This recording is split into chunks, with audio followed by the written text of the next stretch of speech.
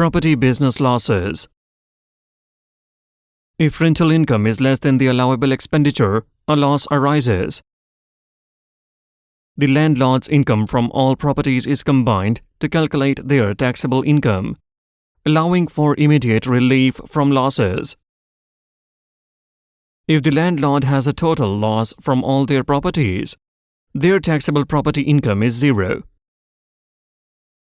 Any unused loss is carried forward indefinitely and offset against the first available future property business profits.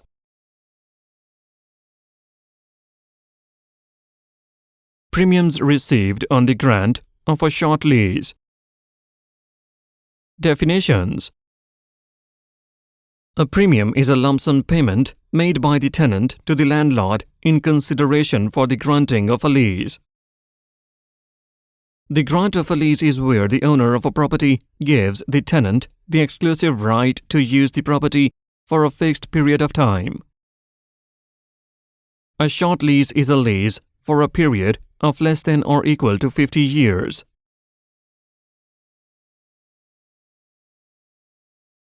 Income tax treatment. Part of the premium received in respect of the granting of a short lease is assessed on the landlord as property income in the tax year the lease is granted.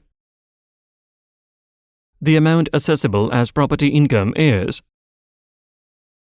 premium less premium multiplied by 2% multiplied by n-1. Property income, where n is equal to length of lease is equal to number of complete years, ignore part of a year. Alternative calculation. Property income is equal to premium multiplied by 51 minus n divided by 50.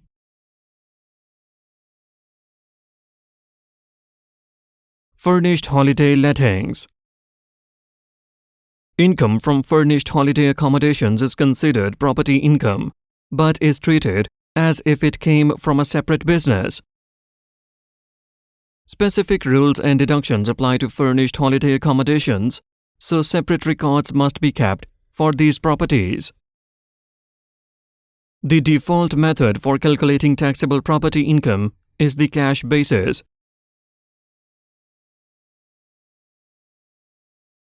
Qualifying conditions. The letting will only be treated as FHA if it meets the following conditions. The property is let furnished. The letting is on the commercial basis with a view to the realization of profits. It is available for commercial letting to the public generally, as holiday accommodation for not less than 210 days a year. The accommodation is actually let for at least 105 days a year, excluding periods of long-term occupation. See below. A taxpayer who owns multiple properties must rent out each property for an average of 105 days or more in a year to meet the 105-day test. The property must not be let for periods of long-term occupation in excess of 155 days in a year.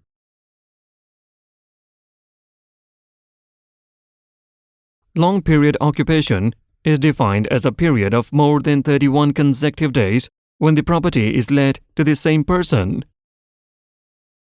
A property can be rented for more than 31 days to the same person, but the total number of days rented for longer periods across all properties should not exceed 155 days. Tax treatment of furnished holiday lettings. Income from commercially rented furnished holiday accommodations is considered property income, but is treated as coming from a separate business and not combined with other rental properties.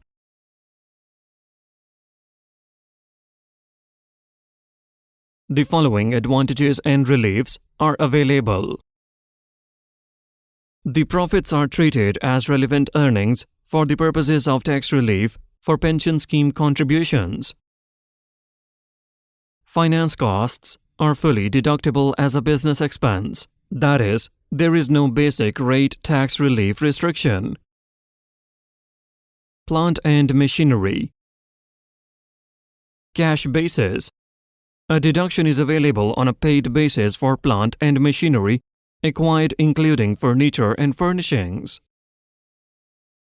Accruals basis. Capital allowances are available in respect of plant and machinery including furniture and furnishings.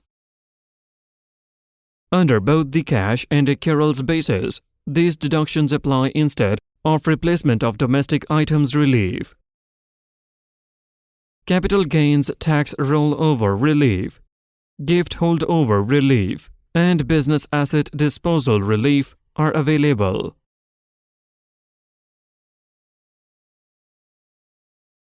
Any losses made in a qualifying UK FHA business may only be set against assessable income of a later tax year from the same UK FHA business. Rent a room relief. If an individual lets furnished accommodation in his or her main residence, and the income is liable to tax as property income, a special exemption applies. As for other property income, the cash basis is the default basis and should be used in the examination unless specifically stated to the contrary.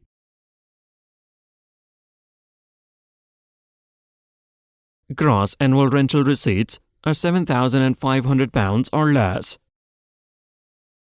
The income is exempt from tax.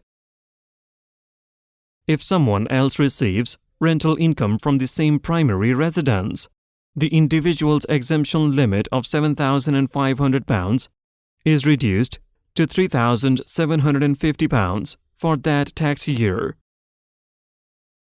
Married couples who rent out a portion of their primary residence to lodgers can choose to have all the rent paid to one spouse who has a full exemption limit of £7,500 or split the rent between them and each have a limit of £3,750.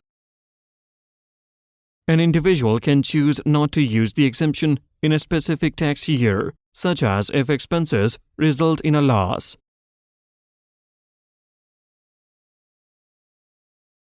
Gross annual rental receipts are more than £7,500. The individual may choose between paying tax on the excess gross rent over £7,500, being taxed in the normal way on rental income, that is, profit from letting, rent less expenses, less replacement furniture relief.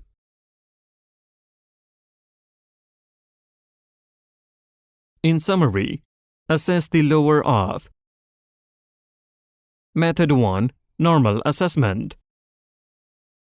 Rental income received or receivable. Less expenses paid or payable. Profit. Method 2. Rent a room relief. Rental income received or receivable. Less rent a room relief.